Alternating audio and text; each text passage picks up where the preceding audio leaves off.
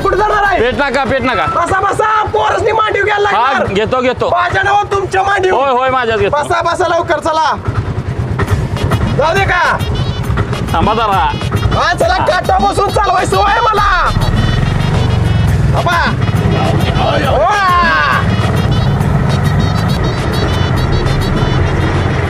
हो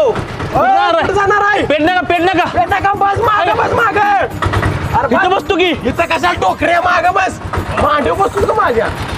जाऊ दे का हा जाऊ दे